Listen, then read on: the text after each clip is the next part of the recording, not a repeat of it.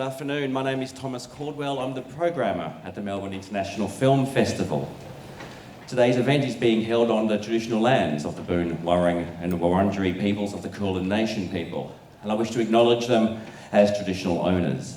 I would also like to pay my respects to their elders, past and present, and the elders from other communities who may be here today. Welcome to Alia Shawkat in Conversation, a MIF Talks event presented in partnership with the Wheeler Centre. This year, the MIF Talks program is presented by The Age. Alia is a highly sought-after actor in both film and television who can be seen at MIF this year in the Ethan Hawke directed biopic Blaze, which tells the story of singer-songwriter Blaze Foley. Alia also recently starred in the independent film Duck Butter, which he co-wrote and executive produced, as well as continuing to star in the second season of genre-bending mystery comedy Search Party, and the fifth season of cult comedy, you may have heard of this one, Arrested Development. Other notable films include Green Room, 20th Century Women, Nasty Baby and Whip It, while her other television appearances include Transparent, Drunk History, Portlandia and Broad City. Off-screen, she is a talented jazz singer, pianist and accomplished painter and illustrator.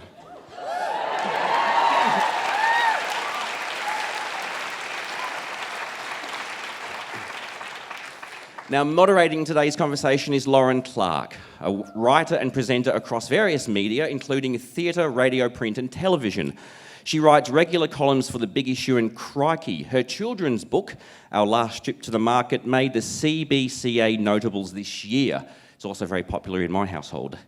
Lauren has written, produced and presented for commercial and community radio as well as for the ABC. She hosts the award-winning Stupidly Small podcast and performs in her own ABC radio serial, The Fitzroy Diaries. Please welcome Alia Shawkat and Lauren Clark. Thank you. Thank you, Thomas. What a pro. Yeah, I felt like we came out too soon. I know. We're all exhausted listening to that list of amazing things you've been doing. When this session booked out in approximately a nanosecond, I saw all of the people online, talking about how they were gonna, let's go to this, let's go to that, and tagging each other in it and things. And I noticed that some of them, that they came from sort of one section of a Venn diagram a lot of the time. So, there were Arrested Development fans, for instance, or Search Party fans, or people coming to MIF and just staying at MIF and never going home. But they seemed like quite distinct groups. Like maybe if you are a fan of Whip It, you might not see Blaze, for instance. So it kind of made me think that a good first question for you might be, like, how do you curate your approach to your work? Yeah, maybe we should separate the groups, just so we all know who we are. That's right, teams. And then fight. Yeah, how do I pick? I've been acting since I was 9. And I'm 29, so that's 20 years. And it doesn't necessarily feel that way in some ways, but when I was younger, it just came out of this feeling of wanting to do it. And my parents were very supportive, and yet not too supportive. They weren't like stage parents. So they were kind of just following my lead.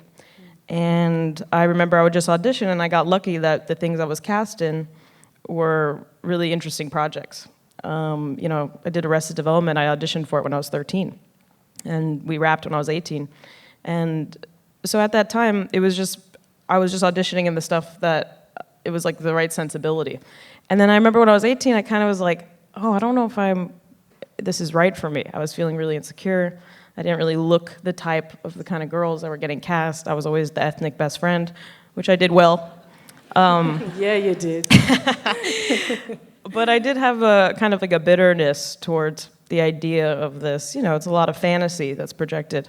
And then, a couple years passed and I was focusing on different things, and I rediscovered it again, where I was like, no, if I'm going to do this, it's because I really want to, and not for any other reason. So I started approaching projects really about the kind of stories I wanted to tell, which sounds like an easy answer, but also more about the people who are making them. So I did a lot of indie movies, but it was really because I connected with the filmmakers. And, because I remember when I was 16, I did this really bad Christmas movie called Deck the Halls. Still plays every Christmas time in the States. But it was really rough, and nobody was happy on the set. And it was the first job I got that I didn't like, but I was like, yeah, you say yes to a job. I was like, I got cast, so I got to do it. And after that, I was like, no, this isn't worth it. I'd rather be doing other things. So, a lot goes into it, and I still sometimes make, fucked up decisions where I'm like, oh, this wasn't right, but I'm going to get through it. But yeah, just you have to imagine yourself actually being on the set and doing it and being in the wardrobe and like, would this be challenging? And as time passes, it still evolves all the time. It's never necessarily the easiest, clearest answer. I'm just like, this seems like something I haven't done before, so I'm going to try that. And, just hope for the best, kind of. And you talked about the people you work with, and you've just done, like Duck Butter, for instance, is a you project. You were involved in all of the ways. Has that been a big part of how you want to work? Is having some kind of autonomy in the project? Ideally, yeah. If I got offered a Star Wars part, I wouldn't be like, no. Right. I want to be more involved. And they're like, we will help you be involved. But yeah, I think that's the goal. When I was in my early 20s, living in LA especially, and a lot of actors and writer friends of mine, we were all doing well, but we were also not as focused. We were just enjoying our lives, and we're like, oh, I got a job. I get to go out of town for 2 months, and it was fun, but we weren't as engaged as I've found myself to be the last couple of years, where a project isn't just a gig anymore. And I've been more inspired to tell stories, and Duck Butter was the first project that I wrote with my friend Miguel Arteta that came to fruition. So I had written other things with friends, and then after that certain hump, we were just like, let's just go to dinner, like, fuck it. And it's hard because, we're very lucky living in LA, and I realized I have a lot of opportunity, but it's, you naturally compare yourself. You look at other people, I look at Donald Glover, and I'm like, how the hell am I gonna get there?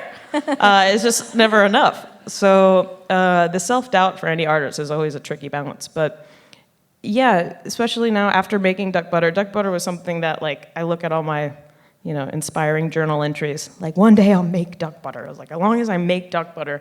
And I just used to wake up and think about it every day, and it was like really kind of haunted me. I was like, one day, and it's hard to get a movie made, especially with the content of what the film was about.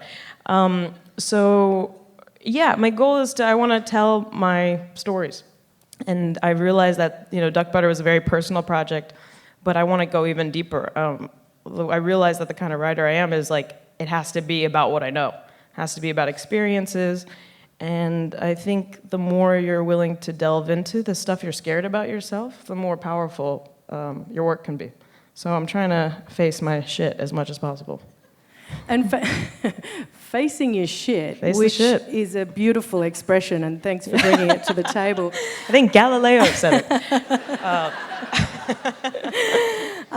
You must have, because in order to do so, for those who haven't seen Duck Butter, it is basically the film. It's a film about two people who decide to have a relationship, two women who decide that the bullshit of having a relationship is just too arduous for words. So let's speed it up, I think is the expression, and cram it into 24 hours. Yeah. Why was that the film that you woke up every morning wanting to make? What was it that was it that kind of vulnerability that you wanted to tap into? Because I feel like vulnerability is something that a lot of your work kind of involves as a performer as well. Right. Well, thank you. Yeah, when Miguel and I sat down and with the question of like, why does it hurt so much? The idea of love, even if it's not the right person for you, you still want to make it work somehow. There is a lot of sad but true aspects of my character that are very true to myself. Like, I've grown a little bit since then, but not much, about being with someone and not being able to reveal how you actually feel about them in the moment, and kind of running away from it. So it was an insecurity of mine and something that I had just always had a challenge with in relationships. So when Miguel and I, coming from very different perspectives, we're both talking about the same thing of kind of being obsessed with someone and being like, oh, they make me feel this way, and I'm addicted to that, so I'll follow that. And then after a while, you just can't keep the defenses up that long, and you just want to disappear.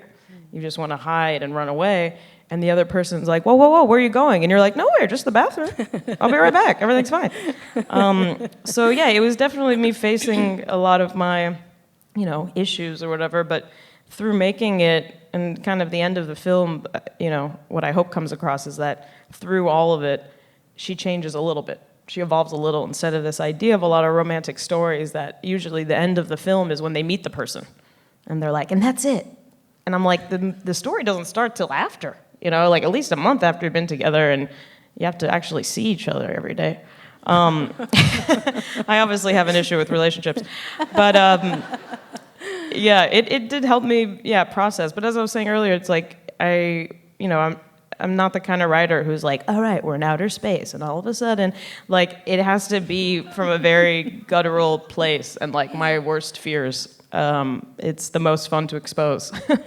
I actually wondered about that in terms of how it is on set. And it's interesting, one of the things that I think people who aren't actors who watch stuff think is they go, oh, how do they do the kissing? And, there is a kind of fascination with that kind of the degree to which you have to be kind of self-aware as an actor because you're portraying this character, but there is potentially a self-consciousness as well.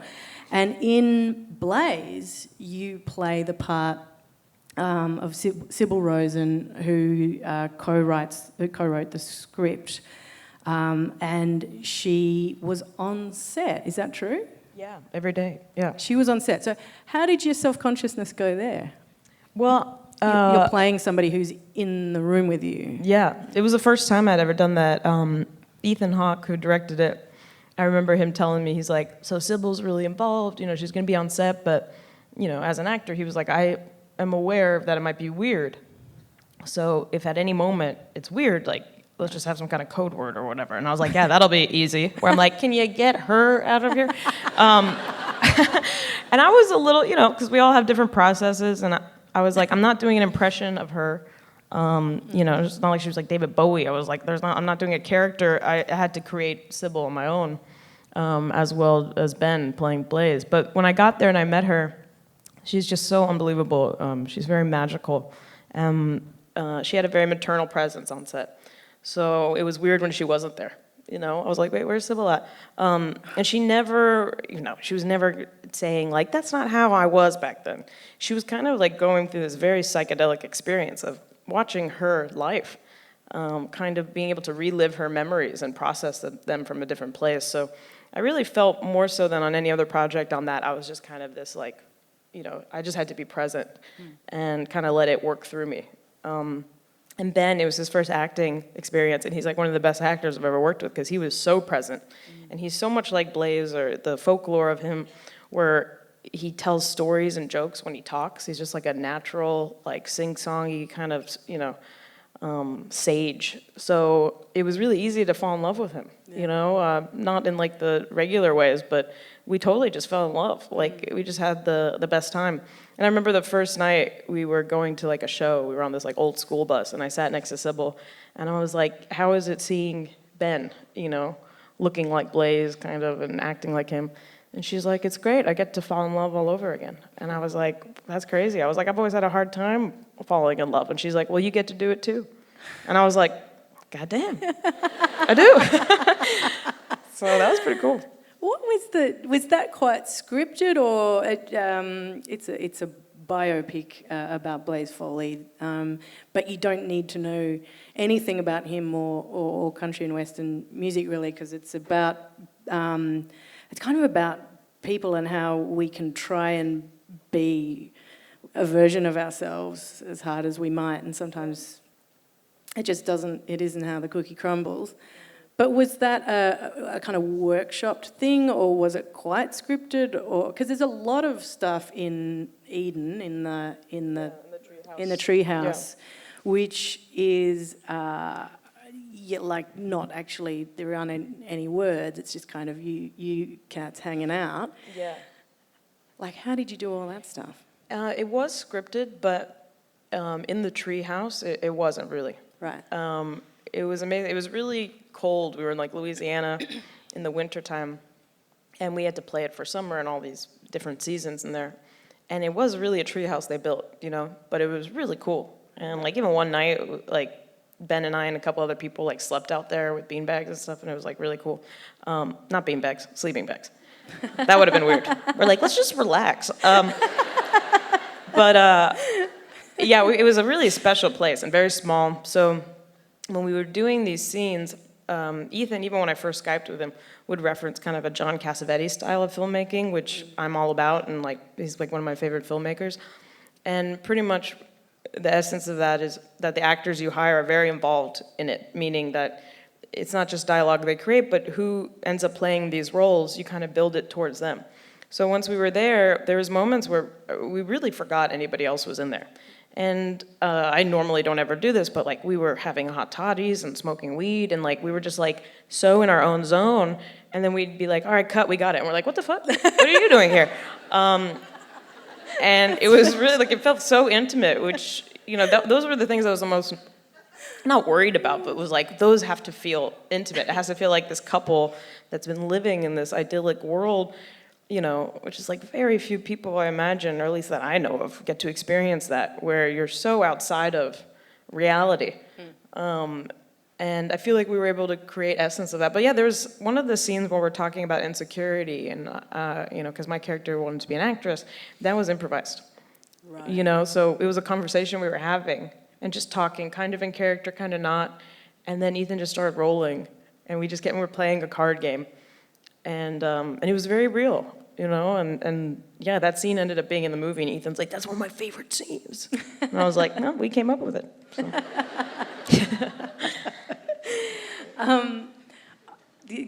Good time to ask this question. You seem to have, I mean, I was looking through the descriptions in terms of how things get classified as genres, and a lot of your things are / comedy. Oh, yeah. Like, you know, like what's Search Party? It's got a hilarious combination. It's like, you know, whodunit / no, but you know, it's two genres you never usually see together. Having that sense of humour, having that kind of wryness seems to be something that you take with you, even on projects like Blaze, which is a serious project, but there's a kind of lightness there. And also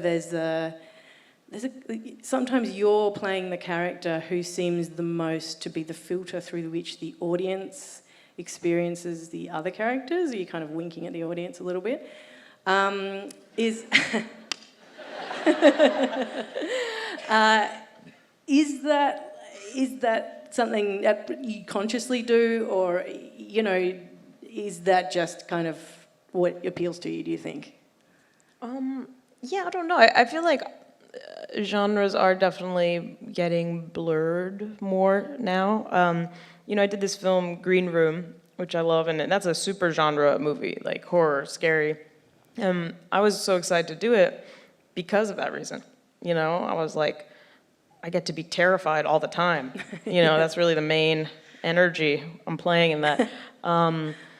But yeah, it's hard to know. I think something like Search Party, for example, I really love the script, and we shot the pilot kind of like an independent film, so we didn't know if we were going to make it.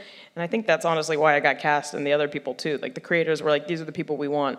Because if it was for a network, I think so much would have changed about it. But we were able to make it exactly how we wanted, and then pitch the show. And when we saw the pilot, and even the first season, while we were shooting it, like John Early, who's, you know, so hilarious on it, he would look at me and be like, are we in 2 different shows? You know, and I was like, honestly, I don't know. Like, you know, because sometimes, you know, from the surface, his performance, him and Meredith are like, it's a lot bigger, and then all of a sudden I'm playing it really serious and subtle, and And it's hard to tell because tone is such a hard thing to grasp, I think. Yeah. And you just connect to it or you don't. You know, the idea of when something works and it doesn't. And when we saw the first season, we were like, well, whatever we did, it seemed to work. Like we really, you know, we're so proud of it. And we're like, oh, it's great. So it's almost like that. It's like you have to, you know, making any project for film or TV, it's such a collaborative experience. I mean, there's so many people on a crew, it's like summer camp. And everyone's role is very important. Of course, the actors seem to get the most attention from it, and it's like I was very involved in the making of it, but it's such a group effort. So it's like everyone has to do their best. And then you just hope it kind of all comes together and is edible by the end of the day, you know? But yeah, I don't really look at things as genre. I mean, I love comedy in the sense that life is one big joke. So you gotta be able to laugh at some stuff. Yeah, I did a short film recently that, you know, was about World War II, Nazi Poland. And I was like, you know, and it was interesting. I was like, I've never done this. It was like an action kind of thing. And I was like, this is cool. But it was exhausting also for that reason. Yeah, right. Because like, you know, in between takes, I would try to be making jokes with the crew where I'm like, hi, I'm Alina. I save Jewish babies. Nice to meet you. You know, like trying to joke. And then I was like, no, I got to be serious here. This baby might die. So you have no reference of what the story's about. But anyways. I do enjoy having a mixture of stuff. That's the kind of stuff I like to watch as well. So. Just in terms of working in the States at the moment, with the sort of political theatre taking place on the main stage, does that change the sort of stuff that's getting made, and does it change the way you feel about your work and the projects you want to work on, or does it just... Are those two separate things, do you think, for you? It definitely affects it. There's a lot I could say about it. I think that, first of all, to a degree, there's so much amazing art internationally, obviously, but there seems to be a hyper-focus on the States, pop culture-wise, and when it comes to film and movies. And I think it's because we treat our celebrity culture as royalty, or as politicians, sadly. So it's a very strange thing that everyone was kind of looking to us to be like, what's the best, you know? You gotta make it in the States, and it's gotta be, you know. But, you know, on the other hand, it's strange being someone who is making art at a time like this, because it has definitely changed the conversations that we're all having and what we want to make. I think about the stuff I used to read 10 years ago, 5 years ago, compared to now, and at least for myself, I just have a much clearer perspective on what's a waste of time. I'm like, how is this gonna give any perspective to anything? How is this gonna share a story I haven't seen before? When we talk about casting, you know, I was like, it always used to seem so normal that the story was always from a white guy's perspective, and the girl was just the thing to get, and she was always white and blonde, and it was just like, that was always the narrative. And now there is this theme of it being, you know, popular to not be like that, which I sometimes am a little bitter. I'm like, oh, so you're hiring me because I'm an ethnic woman? Is that why you're hiring me? And I'm like, whatever, I'll take the job anyways. Like, give it to me. But at least when it comes to content, stuff that I want to make, I definitely am like, it has to be, yeah, it's as I said before, it's making me like look inward about the things I used to be ashamed about, the things I was scared to talk about. The conversations that would happen that I would kind of just pretend like it didn't affect me. A lot of those things, and the people that I know and who are making things, that seems to be the tone. And it's very exciting, and it's scary too. But it's very exciting. I mean, you start to see all the African-American work that's coming out and how successful it is. And I feel like there's still, sadly, it's like everything seems to be happening so much faster just because of technology. They're like, Me Too and Black Panther, we're done. And I'm like, no, it's just starting. You know, the people who are in the power seats are still old white men. You know, there's still some good ones, but it's strange. I'm like, until, you know, that side has like an equal mix of people, it's not really gonna start changing. So, you know, they're like, Black Panther and Get Out and all these things are doing so well. I'm like, yeah, because these are audiences who've never seen themselves really represented this way before. And then on top of that, they're unique stories for that reason. So it's like, duh, you know, like Girls Trip. I freaking loved Girls Trip. And when that came out, I was like, how is there not like the audiences are just so hungry for it now. And so much of work, even more so, the dialogue between audiences and the artists is so much closer. People are able to say exactly how they feel about something instantly, and they support things so viciously. They're just like, this we stand behind, this we don't. And it's not as isolated. We're not like on this, this top of a castle anymore, like Hollywood. It's so much more like immersive. So I think it's also the only way to kind of survive. It's hard enough to say you're an artist and own that. And then if you are going to be that, then you really have to kind of take responsibility and be a part of the conversation. Otherwise, you're not really going to last. No. And so what does that mean people always hate answering this question, so I'm going to disguise it. What does that mean we can expect from you in the future? Ooh, is that the disguised version? Well, yeah, I mean, I'm definitely working on something that I mentioned. And are you writing? Yeah, I'm writing. I'm about to shoot the 3rd season of Search Party, which is very exciting. Yeah, it gets crazy. It gets crazy. Well, I like to describe, I always say like the first season was like Nancy Drew themes. The second one was like Hitchcock. And then like this one is just like a media frenzy. So it's all about like attention and fame and like the griminess of what we think, like how we project on people, like what they are, and hate them before we even know who they are at all. So it's gonna be really fun.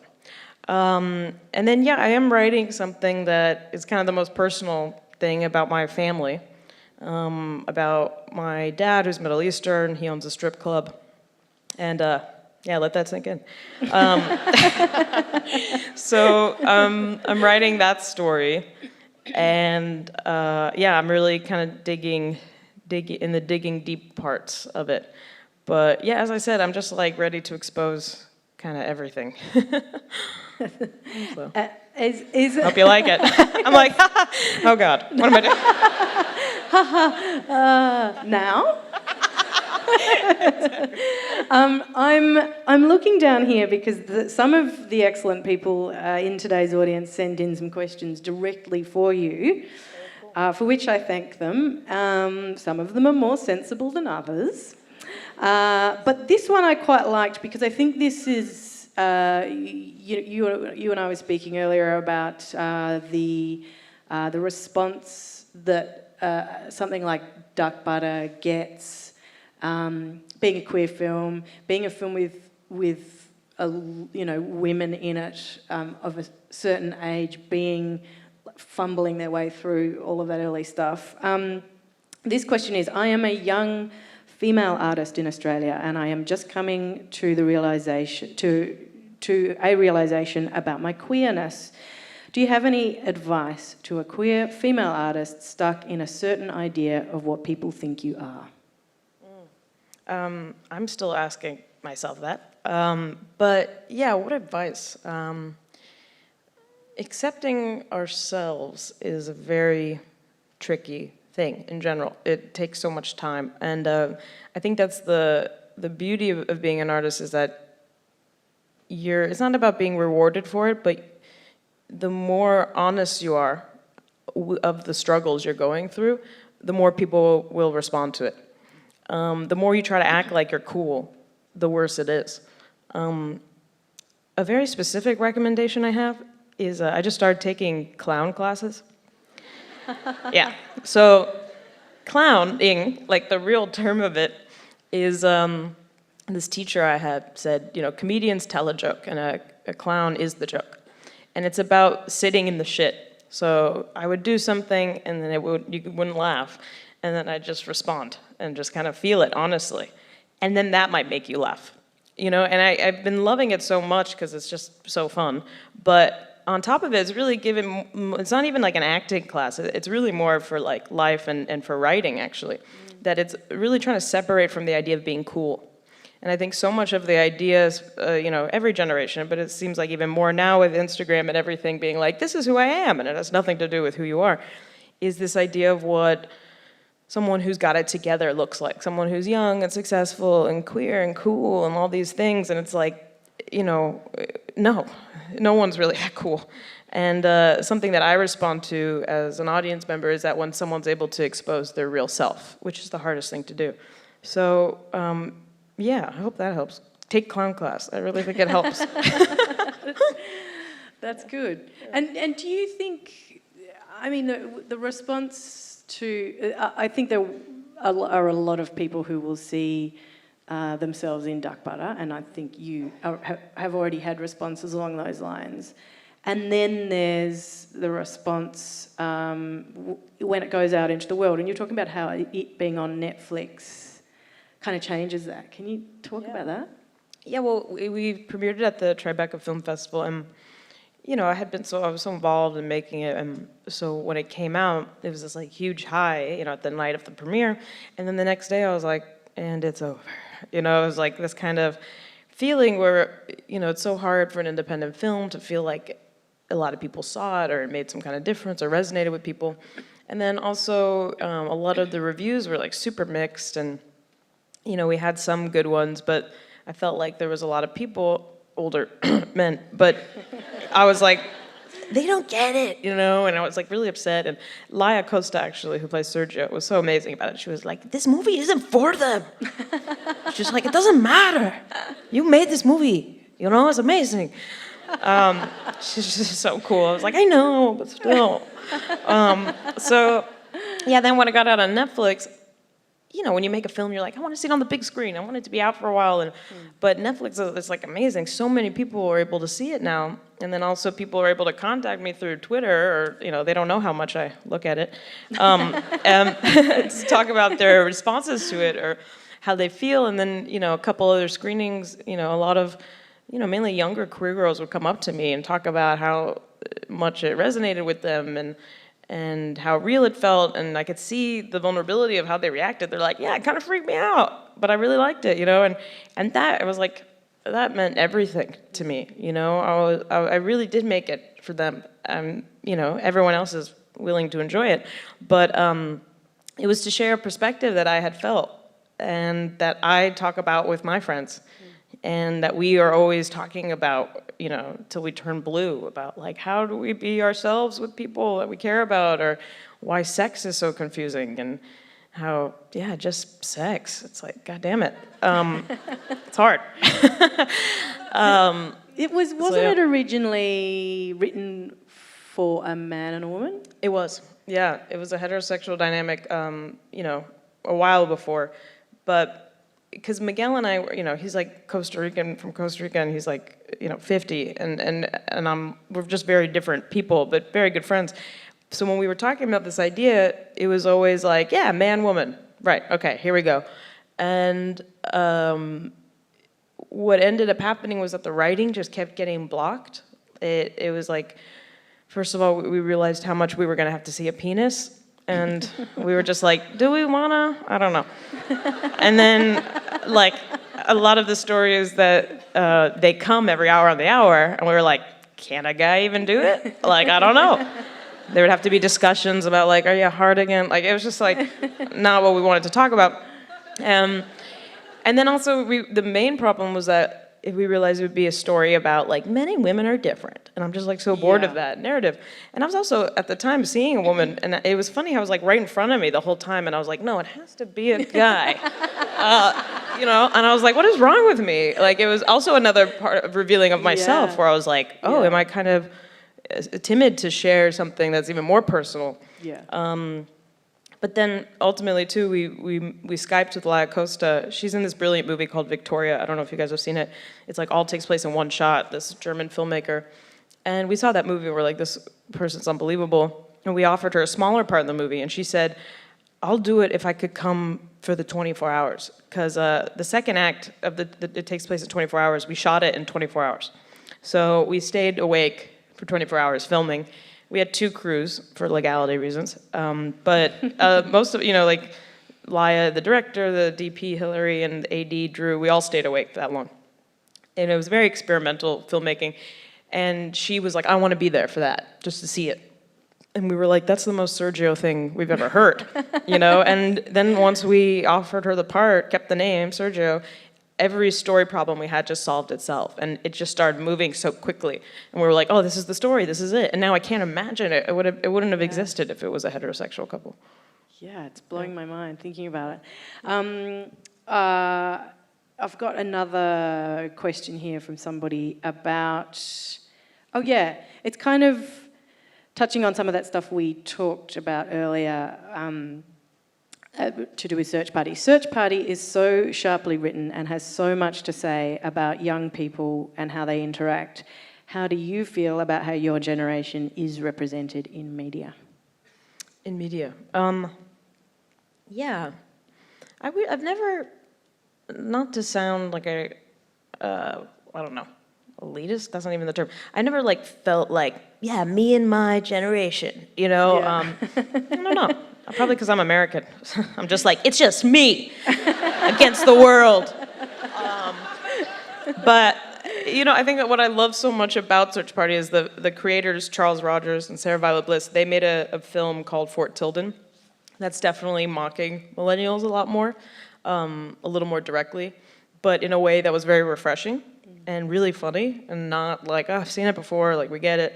And then, you know, in Search Party, they do such a good job of creating these characters that we recognize in our world, especially living in these like bigger cities. People you're having brunch next to, you're just like, oh, they're the worst. But then you're saying the same thing. And I think that's what hipsters or whatever the millennial, you know, thing is hating something that you are so much. And I think Dory represents that really well, where she acts like she's just this innocent, like nice person. That's Dory. Yeah.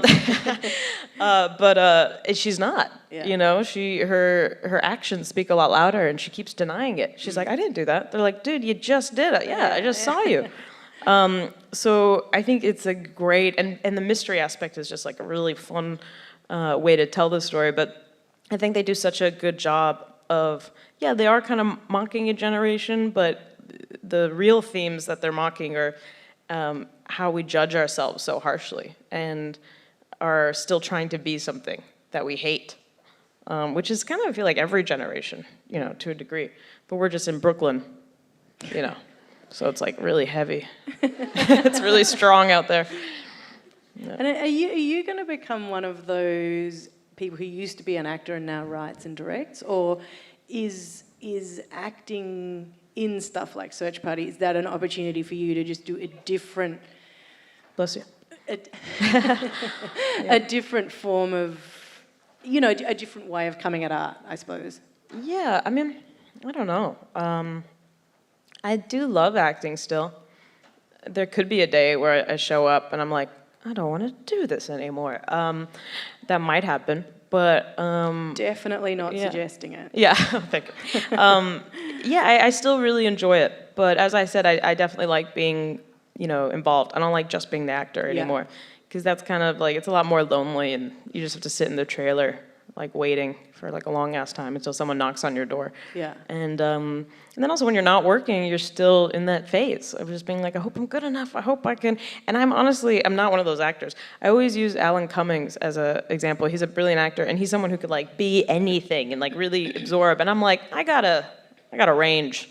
You know what I mean? Like, I'm not gonna be like Macbeth or whatever. But your I'm just range, like doing my own thing. Your range includes, as Thomas said before, you can sing, you make art, you do fine art, don't you? I paint. Yeah. I don't know if it's fine yet, though. It's getting there. It's fine if it involves painting. It's fine. Look, it's fine. No, it's fine. But what? You know, is that a different? Are you using a different muscle when you're doing that kind of thing? Are you expressing yourself differently? Is it something you do when you're exhausted with acting? You turn to painting for a bit, or are they? You know, like I think a lot of people just do one thing. So it's an interesting thing that you do all those. Thanks. I mean, it's necessary for me. They do feed each other. I've been able to start. I got a studio in LA, so I've been painting a lot more. And when I'm not acting, it's like it's as much of a passion as mine, the painting. So when I'm not acting, it's great to kind of shut that off and I get to dress like this every day, and that part, my least favorite part about acting, it's so weird, is having to wear somebody else's clothes. I hate it. I'm just like, okay, yeah, this just doesn't feel right, but I'll wear it. I just like love being in my own clothes. So I like that. Just getting closer to, whoever I think I am. It's like I get to play in that world more, but they're very different aspects, but they do feed each other. Because like last year I was working as an actor kind of consistently, and then I got home, and as an actor, you're treated like a child on set. It's like ridiculous. They're like, you're going to the bathroom? Okay. Do you want a snack before the bathroom or after the bathroom? And I was like, I don't know. I'll tell you later. And it's like, you're just like, I'm free. And like everyone's just like guiding you. And then when you rap, and then you're like at home, you're like, am I hungry? Do I want to eat? Where do I go? And then you get really hungry and you're like, great, everything's closed. So it's so sad, but it's like, there's aspects that are like that. And that part terrifies me. I was like, I love acting and making work and stuff, but I'm like, I gotta be a better person. So I do find that, the painting and other aspects help balance out just like a normal life structure. And it's not as much about attention, or it's not that it's about attention with actors, but you're giving a lot on set. You're like, hey, Bobby, how's the kids? Like you're just like moving and interacting a lot. So you're feeding. Yeah. So when you're on set, you have a lot of energy. It's all about energy, even if it's like a quiet scene or whatever. And with painting and writing, it's very silent. It's about kind of absorbing and then thinking about everything you just saw and kind of digesting it. So it's a cycle, or a burst, whatever. And what about the role of the audience in each of those things? Like when you're making a film or filming something, as opposed to when you're doing your fine art, or singing, is your audience, have you got your audience in your head to the same degree, or do you phase it in and out according to different what you're doing, different media? Audiences are I don't know, what are you? It's definitely different with different mediums. I mean, to go back to clowning, it's all about an audience. So you perform as a clown and you're feeding off the audience. So you're looking at them and going off of how they react to what you do, to be very spontaneous in it. But it's all about being connected to them, whereas when you're acting, you have to forget anyone's there. If we're doing a scene, it's like I'm just pretending it's you and me and nobody else, and I have to really convince myself nobody else is there. With painting, you make something, and then people will see it a long time later, and they're like, so what is this supposed to be? And I'm like, I don't know, you tell me. Like, is it a horse? Yeah. I'm not sure. Like, there's no wrong answer. Yeah. I weirdly have the most confidence in painting. I'm like, right? That's it. It is what it is. Because I like that it's like a Rorschach test. Yeah. And people love to solve it. They're like, I figured it out. It's a hat and a donkey. And I'm like, there's no answer.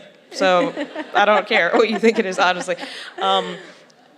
But yeah, because there's a release, it's already done. I'm not evolving it while it's happening. Yeah. And also I'm just like free of it. I was like, oh yeah, the work's been done. Yeah. So it's like out of my hands. How about live stuff? Do you like theater or?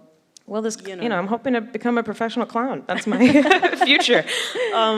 But is that something, does that surely the live aspect kind of digs into those moments of like having to engage directly with your shit, as you say? Yeah, totally.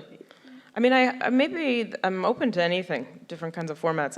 With the singing stuff, I sang with a jazz band in New Orleans for a while, and I do love singing, but I'm never like writing my own, shit. So that is definitely a relationship to the audience, but that again is a very different energy up there. I like to sing jazz songs, so it's like I like to be a little drunk. It's like a whole different thing. I don't know. It's more of like feeling the environment, and you kind of become an instrument, at least with jazz music. It's not just like me and a mic like bopping around. It's like I'm just like trying to fit in with the vibe of the instruments on the stage. So, yeah, I don't remember the question. Who cares? We got to hear about, jazz bands and drunkenness, so that's fine. One last question from a listener that I wanted to ask is here, which is, so many of your performances seem very natural, especially in projects that aren't scripted. Which character is most similar to you?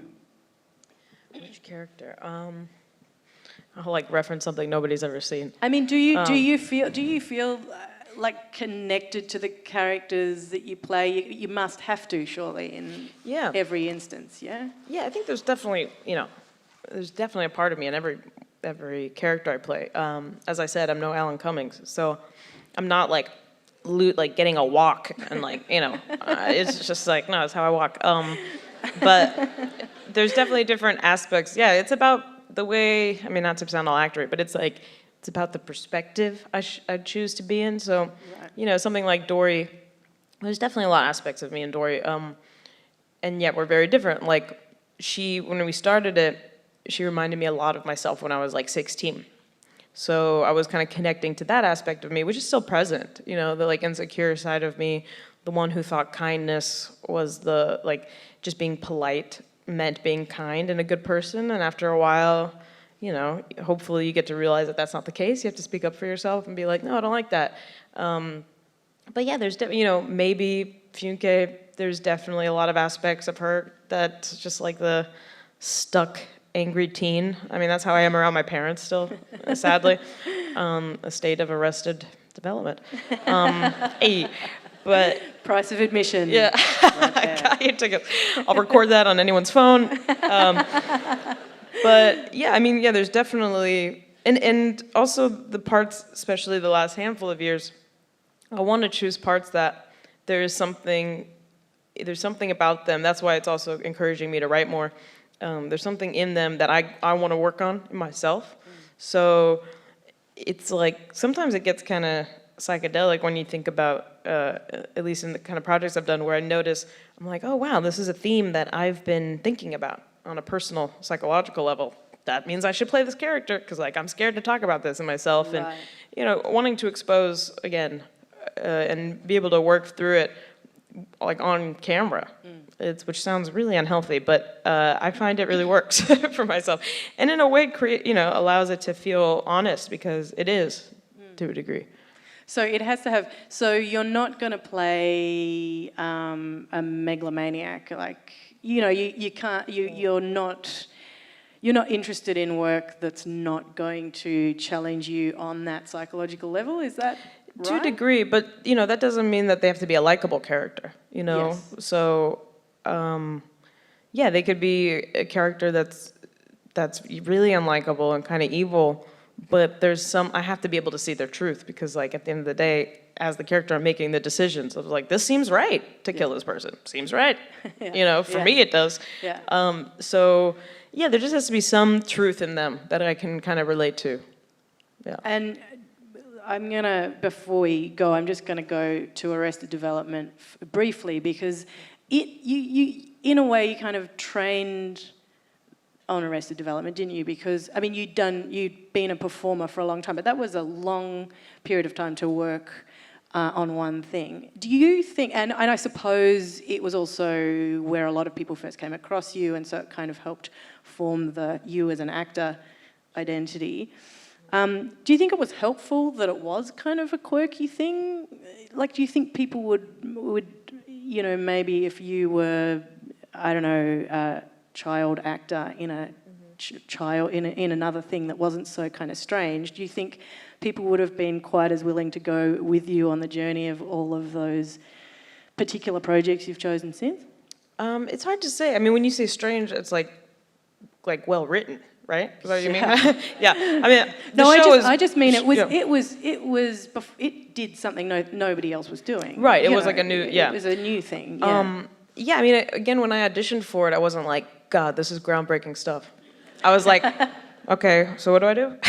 Like I was a kid, and it was that sensibility. Mitch Hurwitz actually told me later he saw a tape I had done for some other TV show that he was like executive producing or something, where it was for like the daughter, and I was put on tape for it, and he just saw it and was like, there's something, I like this girl, and then they paired me up with Michael Cera, and there was two other kids who were paired up together to be George, Michael, and Maeby. And me and Michael met, and he had come from Canada, which I thought was weird. And we just hit it off really well. Our moms became best friends, and we were just like, "You want to go to Cheesecake Factory after this?" And we did.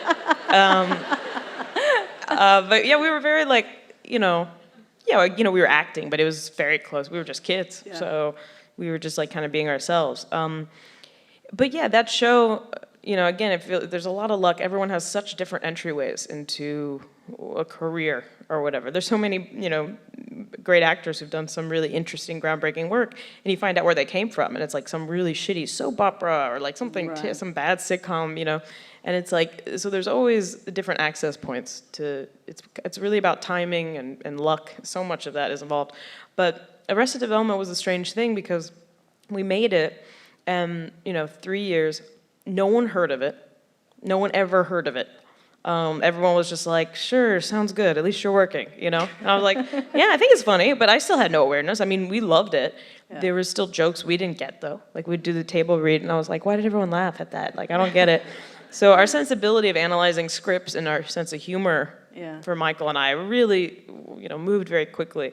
And then it was really strange because we wrapped, I was 18, I moved to New York, wasn't working as an actor for a little while. That's when I kind of started painting, but I started getting recognized more than ever for Maeby. And I was like, this is so weird, that show's over. And he just kept growing and growing and growing to the point where 5 years later, they were like, we're actually gonna make it again. And it just became like an insane, like I met so many cool people that were like, you're Maeby from Arrested. I was like, yeah, can I come backstage? Like a lot of that happened. It was super cool. I met some rad musicians I was like fans of because everyone like loved this weird show. So in a way, like it did help, obviously it helped with my career, but I felt like it helped with my social life more than anything, really. But yeah, it was the sensibility of the people who liked it that, that kind of would help in the certain projects. And just like, but again, like almost more the sensibility of people I'd connect to, other artists. We would just end up being friends because we'd just like kind of get along, and then work would come out of that or something, And was it also a little bit that it was a project where you started to get a little bit of that autonomy that you're talking about that you need to have now in order to work on a project? Like, did you get a glimpse of that in those early, or was it on the trailer a little bit? Oh, right. Well, we had to go to school all the time, so the knock was even better. It was like, oh, thank God, get me out of here. But yeah, when you're a kid, like, it was so nuts. I would just have to do schooling every second in between filming. So, and me and Michael became like best friends, so it was fun. But it was you didn't get to experience a set. You didn't get to like hang out with the cast and the crew and get to know them. And yeah, there was definitely, I was able to understand so much and process stuff without even choosing to want to process it, if that makes sense. I was just like, oh, cool, I'm doing this. But I had a very normal life. I went to normal school and would come back and nobody gave a shit that I was like an actor on some show they had never heard of. Yeah. And even a little part of me afterwards, I was like, see, that was the show I was making. Now you like it, huh? But nobody cared. They're like, hey, you think you're cool because you go to LA? And I was like, yeah, I thought so. But yeah, it's more been like the last 5-6 years where I was like, okay, I've had all this experience and I really had to make a choice of how involved I wanted to be just in my art in general. How much do I really want to say? And there's more I want to say. So I decided to start speaking up a little bit more. And is the final point, we're just about to wrap up here, but is the final point of sort of artistic autonomy in a filmmaking context directing, or is that not something that interests you? Yeah, I'm definitely interested in directing. Duck Butter was the closest I got to it. Like, Miguel definitely directed it, but we did so much of it together. But because of the role and the acting, I didn't want to feel the responsibility. I wanted to focus on the character. But after that, I realized so much. I was talking about this with someone the other day, just like how much permission we have to give ourselves to do things, whether you're an artist or anything. But I think especially as an artist, you're like, but I don't do that normally. That's not what people have liked me before doing, so I can't do it. And it's like you have to give yourself, you're the only one who could give you the permission to say, yeah, you could be a director. Yeah, you could be a writer. You could do any of it. So I'm open to all of it. I'm just like trying to practice on that being more comfortable, allowing myself to, giving myself the permission to do it. Yeah. Well, I think you should give yourself the permission to do lots more excellent things for us all. And Thank if you. we could all put our hands together for Alia Shawkat. Thanks for coming, guys. I appreciate it. Visit wheelercentre.com for the best in books, writing and ideas from Melbourne, Australia and the world.